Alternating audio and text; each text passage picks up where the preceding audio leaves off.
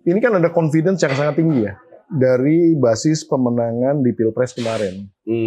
Jadi skenario yang di Pilpres itu bisa saja kemudian diadaptasi. Saya nggak bicara item-itemnya ya, karena nanti itu karena MK udah bilang udah bebas dan lain-lain, udah susah lagi kita mendebat itu. Tapi kan praktek-praktek seperti itu kan terjadi gitu. Nah, dan ini mungkin bisa diadaptasi secara sama di level-level provinsi. Saya nggak tahu kalau di level kabupaten bisa jalan, tapi kalau di level provinsi, menurut saya masih mungkin. Kalau misalkan tadi praktisnya memang sudah kita lihat sedikit banyak di Pilpres, ya memang kalau Kopas kan gampang ya, Pak. Yang susah itu kan ATM kan, hanya itu kan modifikasi. Kalau Kopas mah langsung aja kan, ada pasien datang, masa kita bilang, kita nggak bisa. Karena udah diatur di atas. Yang sebelum dilantik ini kan beda nih persepsinya. Dia juga pengen ngamanin basis-basis kepentingan dia pasca selesai, kira-kira gitu. Saya nggak nyebut nama ya, supaya nggak sensitif gitu. Kalau nyebut nama juga melanggar kode etik. Bukan, nggak enak aja, nggak enak. Nah, tapi intinya yang huruf depannya J lah ya.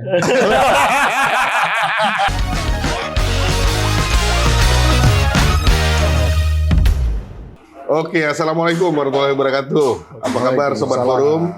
Ketemu lagi bersama kami dalam program podcast hanya di sini, kreatif, kritis, kocak, dan konsisten. Nah, seperti biasa kami akan hadir dengan narasumber-narasumber kompeten di bidangnya. Nah, bagaimana dengan edisi pekan ini? Edisi pekan ini kami akan membahas terkait nggak lama lagi kita akan melangsungkan pilkada serentak, mulai dari gubernur, bupati maupun wali kota. Nah, dalam peta politik kali ini kami mendapat informasi bahwasannya Koalisi Indonesia Maju akan berusaha untuk tidak melibatkan PDIP. Nah, di tengah-tengah kita udah ada seperti biasa, ada Bang Pumpi Hidayat nih yang punya program. Assalamualaikum warahmatullahi wabarakatuh. Sehat Bang? Alhamdulillah baik. Alhamdulillah, makasih Bang udah siap. Selalu siap dong kita dong. Nah, di sebelah kiri saya ada Mas Agung Baskoro, Direktur Eksekutif Trias Politika. Ya. Apa Mas? Alhamdulillah baik Mas. Makasih udah hadir di tengah-tengah Sama-sama kami. aman semuanya. Nah, di sebelah Mas Agung ada yang tidak asing juga di tengah-tengah kami, yaitu Bang Ciko Hakim. Apa kabar Bang? Alhamdulillah baik. Beliau politisi PDIP. Nah, Dia bukan pengacara, dia hakim. Final dan mengikat ya. Bang Ciko juga sebagai juru bicara PDIP. Jadi kita ngundang narasumber yang tepat ini buat ngomong-ngomong soal tadi. Nah, sebelum kita mulai seperti biasa, gaya program ini adalah ada kuis nih sedikit buat narasumber. Dapat hadiah dong. Nanti tanya sama produser. Langsung aja kita ini ke Bang Pumpi. Silakan Bang. Pakar-pakar dong. Ya. Nah, kita tanya nih. Pertanyaannya adalah ban apa kalau dipukul dia bunyi? Bersuara bukan bunyi. Pasti kalau dipukul bunyi, tapi maksudnya bersuara dia. Ban apa? Kan bingung kan, selalu aja bingung semua. Bansos. Bukan, maksudnya bansos. Pokoknya bansos itu. Kalau dipukul itu benar. Kalau dipukul dia benar. Kalau bansos. Benar bansos sudah lewat. Ban apa ayo? Pak Agung? Nyerah. Nyerah. Oke. Jawabannya adalah banteng. Karena kita ngomong PDIP bro. Iya. Boleh. Banteng kalau dipukul coba berani nggak? Nggak ada yang berani kan? Banteng. Boleh juga. Masuk barang. Masuk barang itu. Dalam beberapa hari ke depan. Kan kita selalu buat tebak-tebakan cocok dengan topiknya dong. Iya. Siap. Oke, kita langsung aja. Sebelum kita ke Bang Ciko maupun Mas Agung, kita langsung ke Bang Pumpi terkait isu yang akan kita bahas hari ini. Gimana Bang menurut pandangan Abang? Iya, jadi memang ini ada satu gerakan besar ya di dalam konteks pilkada ke depan. Nampaknya Koalisi Indonesia Maju yang memang sudah dalam tanda petik memenangkan lah ya arena pertarungan di Pilpres kemarin. Ini nampaknya ingin menciptakan, ya visinya itu dalam konteks menciptakan pemerintahan yang kuat, bukan hanya di pusat, tapi juga ke daerah. Jadi dia bisa nyambung. Nah, oleh karena itu mereka ngelihat bahwa mereka harus bisa memenangkan basis-basis di daerah ini sendiri gitu ya. Terutama di level provinsi paling tidak. Nah, isu yang saya dengar itu adalah mereka kemudian melakukan satu basis deal di dalam koalisi ini, karena kan mereka cukup nih rata-rata kalau berbareng-bareng nih. Jadi mereka akan menentukan kalau misalnya partai di sini nanti calonnya di sini dapatnya gitu. Kalau nanti yang partai yang sana di daerah ini nanti calonnya dia. Jadi mereka menentukan dari pusat semua. Nah, sebetulnya yang ingin kita bahas bersama-sama dengan teman-teman ini adalah pertanyaannya kan level pilkada ini agak beda ya, secara psikologis politik, secara kemudian sosiologisnya juga, dan kemudian bahkan kepentingan-kepentingan dari elit-elit di daerah itu juga berbeda. Nah, ini mungkin kita bisa bahas. Kita ambil mungkin sampel beberapa contoh-contoh provinsi yang menarik gitu ya. Karena kan ada teman kita sudah pindah tuh ya, tiba-tiba langsung masuk Gerindra gitu untuk siap-siap di mana di Sumatera Utara gitu kan. Nah, nanti kita bahas juga itu karena menarik juga itu. Nah, ini kan masih masuk di dalam konteks visi besar tadi ini bahwa Kim ini ingin menguasai basis provinsi tanpa melibatkan lawan-lawan yang kemarin kalah di Pilpres. Artinya PDIP nggak dilibatkan, mungkin Nasdem juga dan PKB dan yang lain juga tidak akan dilibatkan. Pertanyaan kan PDIP juga masih punya kekuatan tersendiri nih. Nah, terutama di Jawa Tengah nih yang akan menarik sebenarnya salah satunya kan basis kandangnya, terus tiba-tiba misalnya mau dilawan head to head nih gimana caranya. Nah, ini yang coba kita akan kaji karena ini akan menjadi suatu bahasan yang menarik. Ya kalau dari persepsi saya nanti saya terakhir aja gitu. Tapi kita dengerin dulu dari teman-teman ini. Silahkan. Oke, saya ke Mas Agung. Siap. Mas Agung mungkin ngelihat ya dari apakah dari hasil riset atau pengamatan lembaga trias politiknya sendiri terkait kondisi yang tadi disampaikan Bang Pumpi. Menurut Mas Agung gimana? Kira-kira emang kondisi itu sengaja diciptakan atau memang tercipta sendiri gitu? Ya, pertama saya akan mulai dari soal risetnya ya. Jadi setiap partai kan kini ketika memberikan rekomendasi itu punya kearifan lokal masing-masing. Misalkan PDIP sebelum ngasih rekom biasanya ada survei dulu. Kemudian ada juga yang nggak perlu survei karena dia punya prestasi di daerah misalkan. Golkar itu bahkan ada 3 tahapan survei. Ya, kemudian Nasdem, PKB semuanya pakai survei. Karena apa? Karena basis inilah yang akhirnya menentukan siapa yang layak mendapat rekomendasi dan kemungkinan menangnya besar. Jadi kalau misalkan di pentas nasional Bang Pompi tadi bilang ada desain besar untuk kemudian memastikan Kim solid sampai ke level provinsi atau bahkan kota kabupaten, kalau kita melihat praktis saja, apakah kandidat yang diusung nanti punya kans menang yang besar? Jangan sampai kemudian ini menjadi bumerang yang akhirnya membuat partainya, karena kan koalisi itu tidak ada yang permanen di negeri kita kan. Yang permanen itu ya partainya sendiri. Apakah ini tidak akan menjadi bumerang nantinya kalau dipaksa logika nasional itu ke level lokal? Ya pastilah ada residu-residu Pilpres 2024 ketika kita ngomong misalkan di level provinsi-provinsi tertentu. Tapi kalau ini logik ini dipaksa, apakah nanti relevan dengan kebutuhan pemilih, tantangan di daerah itu? Ketika calon-calon ini memang secara elektabilitas, kalau saya kan ngomongnya elektabilitas, nggak ada fatsun lain. Kalau saya konsultan ya, saya bilang ini kemungkinan kalahnya besar, kemungkinan menangnya besar. Yang ngapain pilih yang kemungkinan kalahnya lebih besar kalau ini yang menang kan? Ya apapun warnanya pasti saya akan dukung itu konsultan. Praktis saja saya seperti itu. Jadi kalau ditanya skenario tadi ya oke-oke saja. Tapi kalau saya ditanya ya saya kan mau menang gitu. Saya nggak ada konsultan lokal karena ini reputasi kan. Apalagi 5 tahun sekali ini kan. Pusing juga kita nyari peluang-peluangnya seperti itu yang pertama. Yang kedua memang nggak bisa dilepaskan secara kualitatif. Kalau tadi kuantitatif based on survei, secara kualitatif ini saya melihat ada 2 hal. Pertama, ini kan ada 2 istana sekarang. Ya, istana pertama ada di Istana Merdeka sampai 20 Oktober. Yang kedua setelah 20 Oktober ada Istana Hambalang ini. Nah, jadi peralihan ini nggak gampang. Ya, jadi logika-logika yang tadi Bang Pompida sampaikan itu rasional. Bagaimana kemudian agar transisinya berlangsung dengan lancar, stabil dari level dari level nasional ke level lokal. Karena kan ini harus berlanjut kan. Nah, cuman kan pertanyaan dasarnya apakah logika itu bisa masuk ketika kondisi politiknya ya hari ini melihat partai itu bukan satu-satunya elemen yang penting untuk memenangkan pertarungan. Karena apa? Karena party ID di Indonesia rendah sekali, di bawah 20%. Artinya kedekatan pemilih dengan partai itu sangat rendah. Yang menguat itu justru figure ID gitu. Jadi orang memilih kandidat di pilkada nih, karena pilkada itu kan uji rekam jejak, uji visi misi, uji kualitas personal, bukan uji partai. Partai itu hanya sebatas memberikan tiket, kendaraan politik. Nah selepas itu yang bertarung figurnya. Kalau figur nggak tepat yang direkom partai, bahaya partainya. Justru akan menjadi bumerang. Jadi kalau saya melihat logik itu ada lingkungan di mana ya ini akhirnya pemilih dan kebutuhan daerah itu yang akan menjadi dominan. Sehingga tidak bisa kemudian langsung diinjeksi bahwa ini semua sama. Gitu, harus sama, harus ini. Oke, tapi efeknya nanti ke partai masing-masing nih. Yang kemarin peluangnya lebih besar karena merekom siapa, akhirnya menjadi kecil gara-gara misalkan salah figur. Karena nggak relevan dengan kebutuhan pemilih di daerah itu. Kan nggak bisa, apalagi di pilkadanya waktunya mepet. Efektif campaign paling 3-4 bulan ya. Kalau dari sekarang udah mau Juni. Ya, kita 27 November pemilihan. Ya 5 bulan. Biasanya kita persiapan Mas minimal 9 bulan campaign itu dan pra-campaign. Terus sekarang mepet.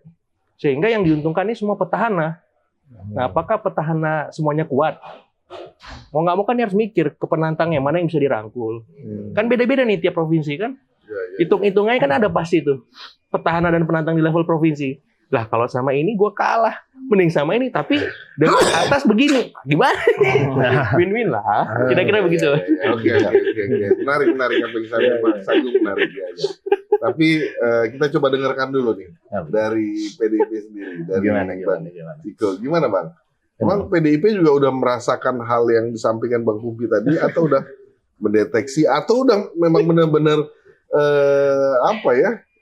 Siap-siap head to head. Udah menyiapkan, apalagi kita dengar hari apa ya, Sabtu mendatang ya mau rakernas ya Bang. Rakernas, Di Ancol ya. siap. Gimana Bang Ciko? Jadi gini, yang pertama tentu PDI Perjuangan selalu mengikuti apa yang ada update-update yang terjadi, rumor-rumor ya kan, masukan-masukan juga dari luar terkait dengan informasi apa yang akan dilakukan oleh partai politik lain dan lain-lain. Tapi fokus kami nomor satu selalu adalah terkait dengan internal partai kami sendiri. Ya, kalau kita bicara soal pilkada ini, alhamdulillah mungkin kita satu-satunya partai politik yang bisa mengatakan bahwa di 137 kabupaten kota kita bisa mencalonkan sendiri. Selamat. Dan di 11 atau 12 provinsi kita juga bisa mencalonkan sendiri. Dan dari itu semua 70 total adalah incumbent. Itu yang menjadi menarik dan yang membedakan, menjadi pembeda antara kami dengan partai-partai lain. Itu satu. Yang kedua, apa yang disampaikan Bang Pumpi itu sebenarnya masuk akal aja. Karena emang idealnya kan begitu. Idealnya koalisi partai politik yang di tingkat nasional inginnya pasti kan solid sampai ke bawah. Iya dong. Itu idealnya. Betul. Tetapi kembali lagi secara praktek apa yang disampaikan Mas Agung itu juga benar gitu. Ya kan agak sulit itu untuk dieksekusi. Nah, dan kami merasakan itu dalam artian apa? Di bawah sekarang ini ketua-ketua DPC Partai Gerindra, tokoh-tokoh Partai Gerindra, tokoh-tokoh Partai Golkar, tokoh-tokoh Partai Demokrat dari mulai di Mataram, di Kutai Timur, di Kalimantan, Sulawesi dan juga Jawa itu beramai-ramai mendaftar ke DPD dan DPC PDI Perjuangan sebagai calon pilkada. Tapi kan apakah itu terus mereka akan diberikan sanksi? Kan agak sulit, saya rasa agak sulit karena memang tadi yang sudah disampaikan ada kearifan lokal. Ada hal-hal yang terkait psikologis maupun sosiologis di daerah masing-masing itu unik. Ya kan ketika mereka merasa nggak masuk akal, si calon merasa kalau kita nggak gandeng PDI Perjuangan misalnya, iya kan gitu, atau nggak gandeng di satu daerah PKS misalnya, iya kan kita bicara umpamanya Depok gitu ya, mungkin akan ada pemikiran-pemikiran seperti itu. Nah ini yang agak sulit bisa ditertibkan dalam tanda kutip dari pihak pusat Koalisi Indonesia Maju. Tapi kami tidak menganggap itu suatu hal yang aneh bila ada pemikiran seperti itu, karena memang idealnya pasti kan begitu. Inginnya kan semua aman sampai ke bawah, ya kan, sehingga nanti kebijakan-kebijakan maupun visi misi dari calon presiden dan calon wakil presiden yang akan dilantik nanti akan aman dan stabil sampai ke tingkat daerah sampai terendah. Nah, itu aja. Nah, itu tadi yang disampaikan oleh Bang Ciko ya, Bang ya. Mas Agung juga menyampaikan hal yang berbeda nih, agak berseberangan gitu ya, sedikit berseberangan gitu. Bang Mumi melihatnya kayak gimana? Ya, sebenarnya kan gini, ini kan terlepas daripada tadi psikologis dan sosiologis dan kemudian juga nanti kepentingan elit lokalnya. Ini kan ada confidence yang sangat tinggi ya dari basis pemenangan di Pilpres kemarin. Jadi skenario yang di Pilpres itu bisa saja kemudian diadaptasi. Saya nggak bicara item-itemnya ya, karena nanti itu karena MK udah bilang udah bebas dan lain-lain udah susah lagi kita mendebat itu. Tapi kan praktek-praktek seperti itu kan terjadi gitu loh. Nah, dan ini mungkin bisa diadaptasi secara sama di level-level provinsi. Saya nggak tahu kalau di level kabupaten bisa jalan, tapi kalau di level provinsi menurut saya masih mungkin gitu loh. Jadi skenario-skenario yang dipakai di dalam Pilpres ini diadaptasi dengan cara yang sama dan kemudian bahkan lawan-lawan misalnya istilahnya tadi ada beberapa calon yang kuat gitu ya. Itu bisa disuruh langsung nyerah aja di awal gitu dengan cara-cara yang hampir mirip di Pilpres. Pak Ciko langsung ketawa tuh karena beliau udah tahu lah maksud saya apa gitu. Confidence yang tinggi inilah yang sebenarnya saya melihat bahwa itulah jalan masuknya bagaimana mereka mau menekan ke bawah ini. Nah, jadi ini yang dinamika seperti ini mungkin kalau menurut saya secara secara natural nanti memang akan ada perlawanan di daerah. Tapi kita tinggal lihat aja kuat-kuatan yang mana kan kira-kira gitu. Nah, artinya namanya kalau dalam konteks partai pasti partainya nurut lah. Kalau dalam konteks partai, tapi dalam konteks calon, kepentingan calon kan tadi dia pokoknya yang penting menang gitu. Dia mau ngambil yang mana kan dia nyari tiket aja sebenarnya. Cuma mungkin yang paling kenceng di tataran provinsi. Oh ya memang tujuan mereka yang utama visi ini untuk di semua provinsi. Di pilkada provinsi. Mereka yang memenangkan dan sinyalemen yang saya dapat itu tadi strategi yang diimplementasikan di Pilpres dicopas lagi itu istilahnya untuk di provinsi ini. Jadi bisa orang yang tadinya semangat maju, yakin dia populer dan lain-lain bisa mundur juga di tengah jalan. Siap. Nah itu loh maksud saya gitu. Karena biasanya apalagi incumbent nih, mohon maaf ya, incumbent itu pasti ada dosanya kan gitu kan. Dicari-cari dosa itu bisa sampai dia nggak mau maju lagi gitu. Kayak gitu-gitulah. Nah ini yang menurut saya akan menjadi satu persoalan tersendiri di negara ini di dalam konteks berdemokrasi. Karena pertama ya kalau saya lihat kalau pemberangusan seperti ini terjadi ya pasti akan menurunkan kualitas demokrasi kita. Seperti itu sih sebenarnya gambarannya. Oke, saya ke Mas Agung lagi nih, Mas Agung. Ada nggak sebuah riset, penelitian atau apa yang dilakukan dalam waktu dekat ini yang dilakukan oleh Trias Politika terkait pilkada yang akan dilangsungkan 27 November mendatang? Oke. Kita ada beberapa wilayah sebenarnya, cuma saya nggak bisa sebut. Oh gitu ya. Berapa provinsi lah gitu. Saya nggak bisa sebut. Memang saya melihat ada kecenderungan memang petahana lebih diuntungkan di wilayah manapun karena waktunya tadi mepet. Karena waktu yang mepet tadi Jadi semua tadi, petahana di level manapun baik provinsi, kota, kabupaten diuntungkan. Tapi juga sebagian kecil ada yang kurang perform. Kenapa? Karena memang ya dia belum bergerak, masih wait and see gitu. Kemudian ya mungkin kehabisan logistik, habis pileg gitu kan. Nah jadi yang pertama yang kentara itu petahana di level manapun hari ini dia diuntungkan dan peluang menangnya lebih besar dari penantang. Satu, yang kedua para petahana ini lebih leluasa memilih wakil. Jadi dia bisa mengajak wakil sebelumnya, tapi dia juga bisa melirik mana yang memang potensi untuk memenangkan dia secara tebal. Sehingga ketika nanti ada arahan dari pusat yang mengganggu skenario ini, itu nggak gampang memang. Tapi kan tadi kata Bang Pompida, ini memang instruksi sepertinya gitu. Nah, kalau saya melihat di level provinsi, ini nggak bisa langsung diejawantahkan murni. Karena apa? Karena tadi ada beberapa pertimbangan-pertimbangan yang kita mungkin melihatnya ya politik aja. Padahal di daerah itu ada kepentingan ekonominya, sosialnya, dan seterusnya. Dan itu mengkonversinya nggak gampang. Karena kan kemarin satu periode dia, terus satu periode lagi kan, maksudnya nggak sesederhana itu, kompleksitasnya tuh panjang. Karena kepala daerah ini kan provinsi gede kan, apalagi kalau dia provinsi kabupatennya banyak. Nah yang ketiga itu sebenarnya saya melihat bahwa dari tren yang kita dapati survei-survei tadi memang ada pola di mana orang memang memilih lebih figur.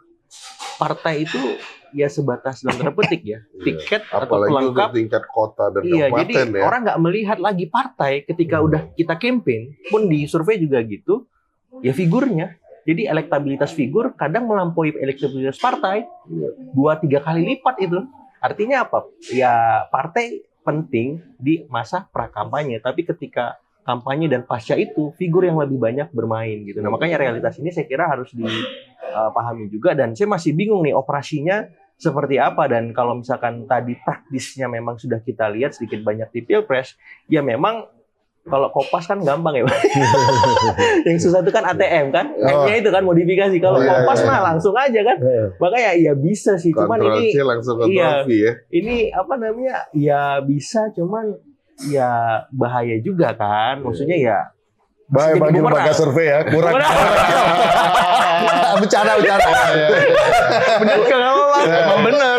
Jadi bisnis jadi kurang lapak gitu loh. Makanya kita bingung gimana, kita kan ibarat dokter, ada pasien datang, masa kita bilang kita nggak bisa Karena udah diatur di atas. gimana, karena 5 tahun sekali ini kita kan nggak bisa milih. Misalkan saya ya klien saya ada dari PDIP, ada dari Golkar, ada dari Gerindra, ada dari partai-partai lain. Kan saya nggak bisa milih, nggak bisa, saya maunya yang itu kan nggak mau sama saya kan, belum tentu lah.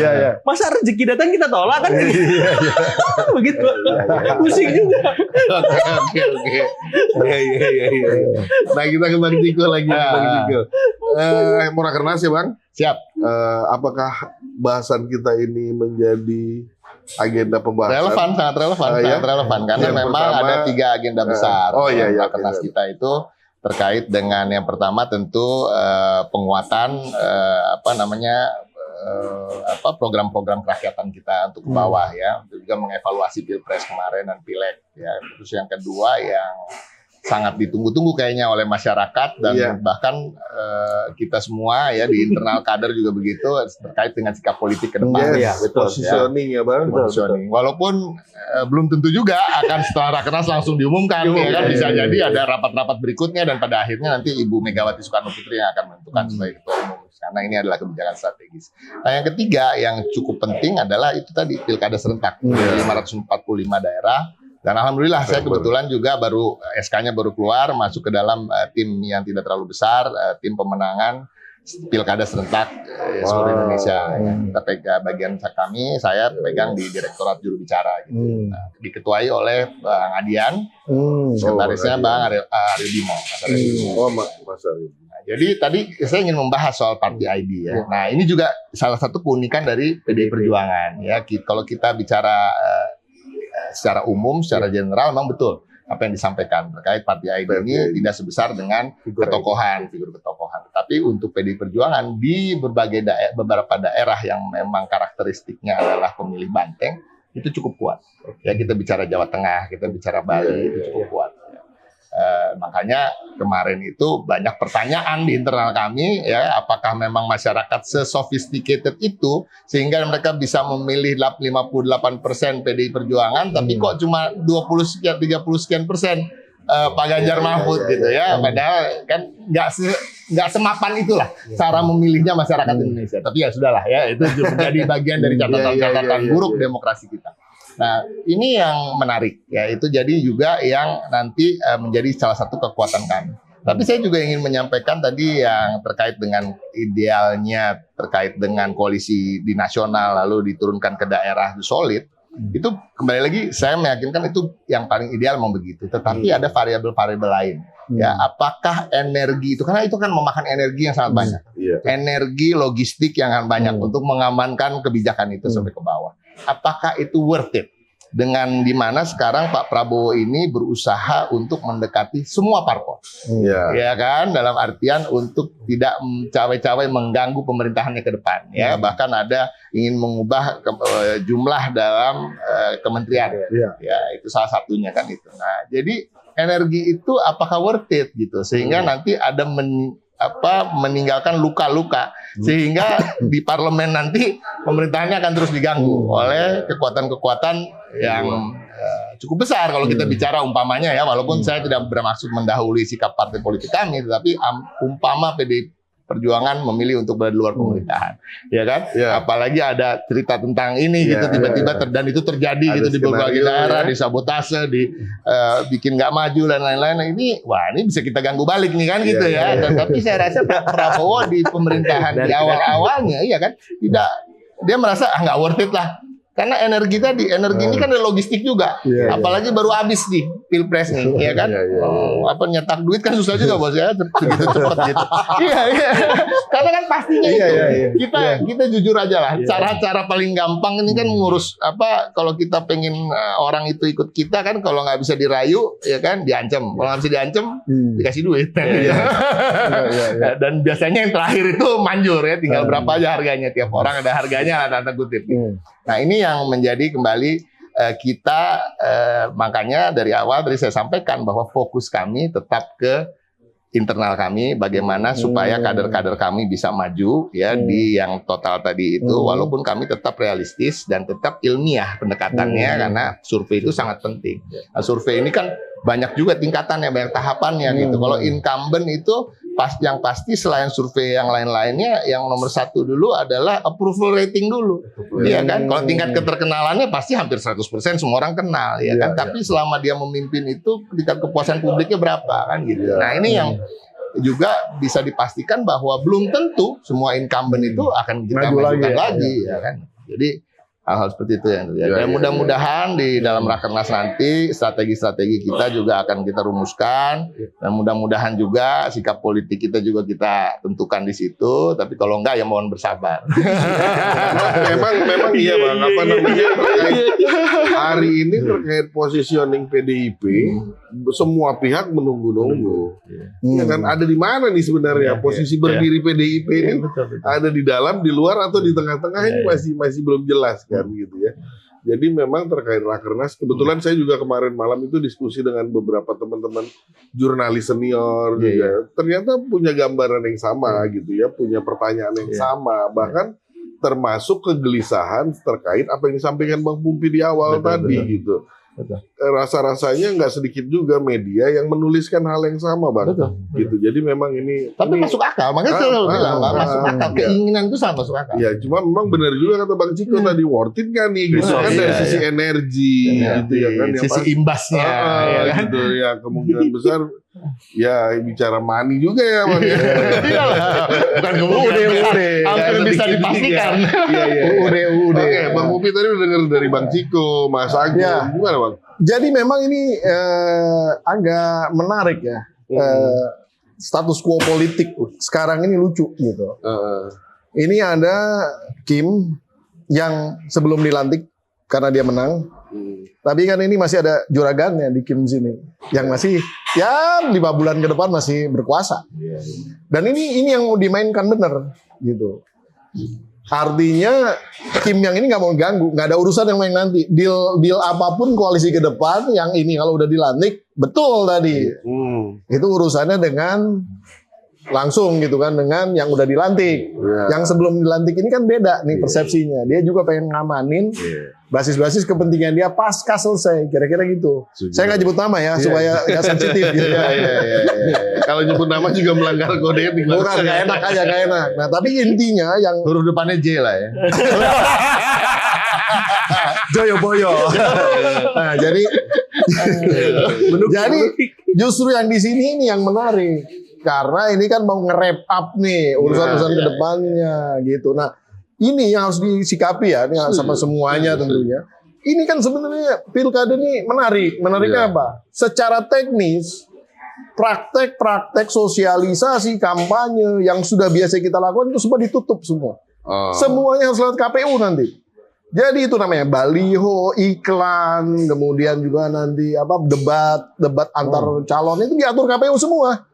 Jadi penyiarannya semua, jadi udah ruang-ruang yang biasa dikerjakan oleh misalnya teman-teman PDIP atau partai-partai lain itu udah ditutup. Nah, sehingga memang membuat peluang bagi si penguasa yang masih ada ini untuk kemudian bermain di ranah itu, memenangkan. Ini mohon maaf ya, istilahnya kita udah melihat lah bagaimana keberpihakan KPU di Pilpres dan lain-lain. Jadi saya nggak aneh kalau kemudian di level berikutnya dia bisa diatur seperti itu gitu loh. Di situ maksud saya.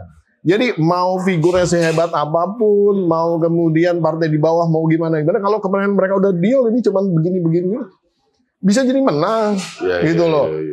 Strateginya biayanya akan jauh lebih murah, karena kan tadi Bung Ciko kan arahnya duit nih, lebih murah karena kan semua nih akomodasi sama dia.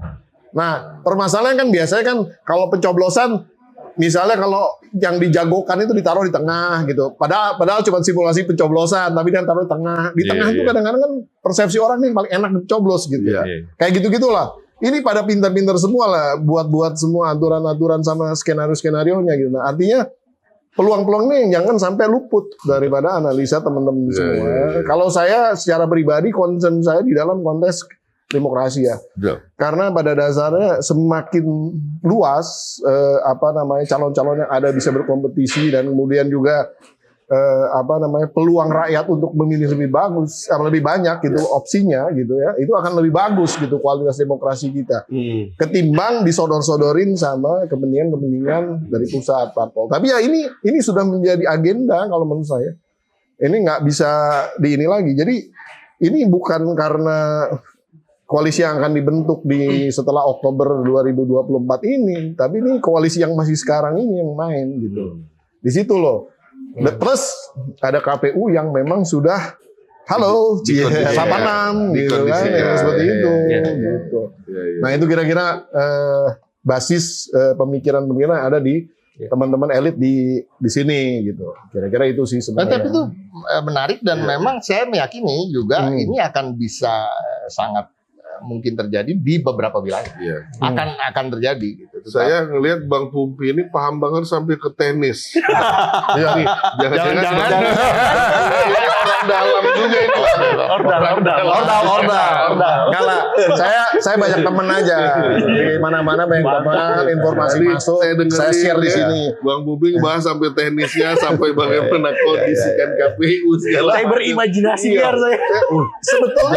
Sebetulnya itu bukan rahasia umum lagi, karena itu sudah menjadi pembahasan di MK loh. Kita lihat loh segala kan, walaupun MK kemudian menafikan itu. Hanya 3 hakim yang kemudian bukan Cio Hakim, jadi hanya 3 hakim yang kemudian agak berbeda kan. Yang lain kan. Tapi bahkan hakim-hakim yang lain tuh kalau kita dengerin statementnya, mereka menyampaikan hal yang sama, tapi mereka bilang tapi itu tidak diatur dalam hukum. Nah, jadi etika aja kan. Ridwan Mansur kan bilang juga soal etika dan lain-lain. Saya yang Ciko Hakim gak jadi hakim di situ. Bisa beda cerita. Oke, saya ke Mas Agung lagi, Mas. Gimana Mas?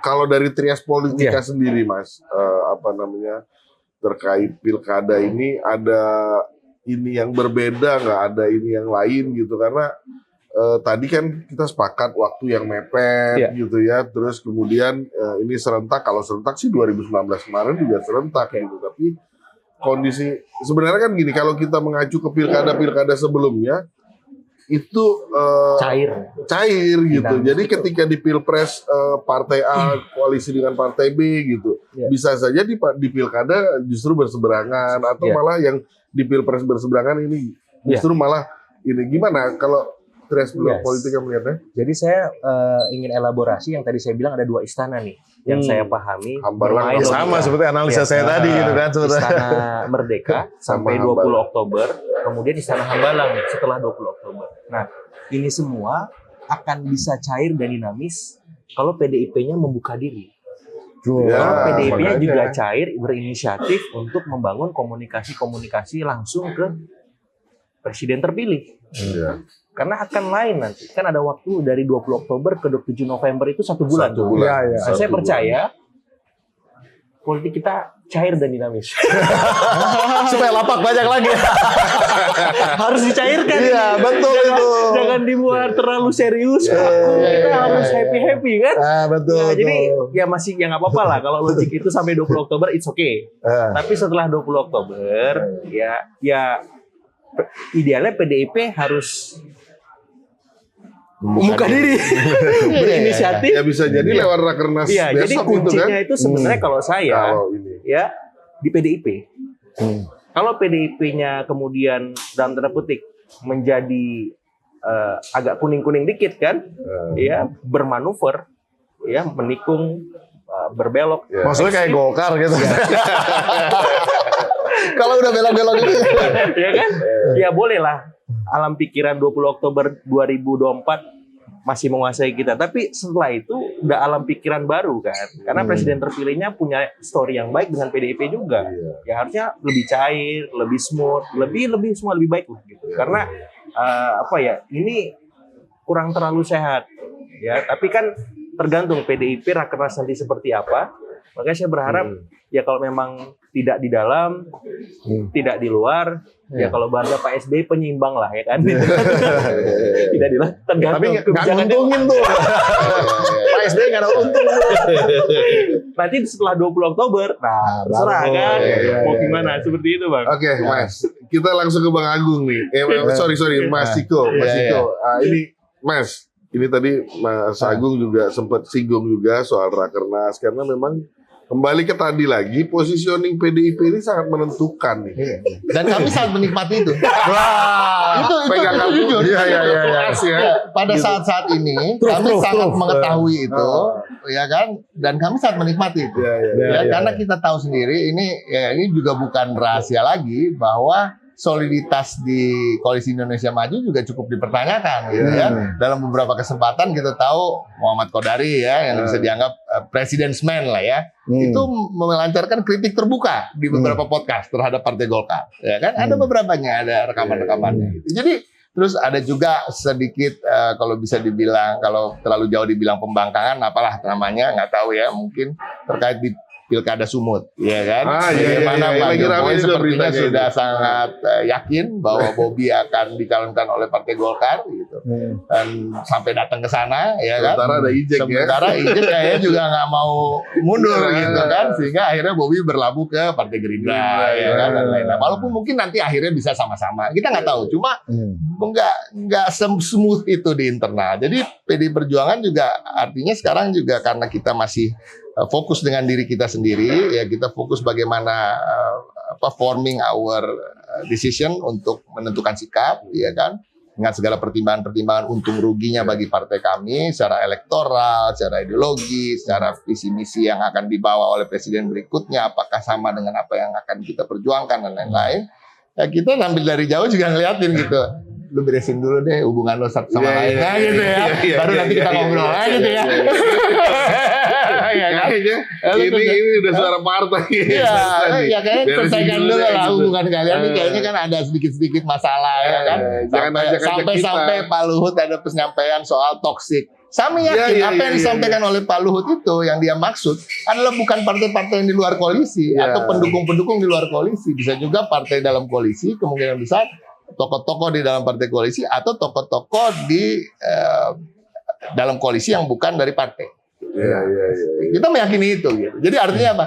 Ya lu hubungan lu beresin dulu sama lain. Baru nanti ngobrol kita. Ya kan gitu. Kita selalu ready. Jangan-jangan nanti kalaupun kita berada di luar pemerintahan, kita lebih harmonis dengan presiden terpilih dibanding dengan mereka yang berada di dalam yang kadang-kadang merongrong ya kan. Salah satunya kan udah mulai nih dengan tadi yang undang-undang Kementerian Negara mau nambah kursi menteri ya kan. Nah, kami salah satu dari sikap kami walaupun kami menyetujui di DPR tapi kan banyak catatan dan ada catatan juga yang tidak bisa disampaikan mungkin di DPR. Kita juga ingin menyampaikan Pak Prabowo jangan sampai segitu mudahnya memperbanyak kursi menteri untuk bagi-bagi kekuasaan. Karena itu hanya akan mencerminkan sebuah kepemimpinan yang lemah. Dan itu akan menjadi celah, Bos. Orang ini kan tuman ya. Dia lihat gue bisa tekan dia di situ. Nanti di hal-hal lain gue bisa tekan lagi dia.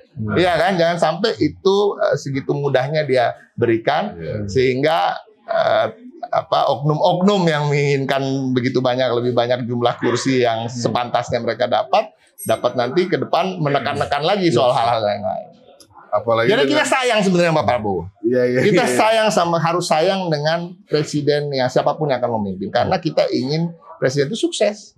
Ya kan? Tapi kesuksesan itu kan tidak selalu dukungan kita harus berada di dalam pemerintahan, bahkan di luar pemerintahan sebagai kontrol, memberikan alternatif solusi, ya kan, menjadi sebuah kanal dari aspirasi masyarakat yang tidak terwakili. Ini kan juga bahaya kalau aspirasi masyarakat itu nggak terwakili oleh kekuatan politik di pemerintah maupun di parlemen. Karena nanti ada gerakan-gerakan ekstra parlementer. Nah, makanya tetap yang namanya oposisi atau partai atau koalisi yang berada di luar pemerintahan di parlemen itu harus tetap ada.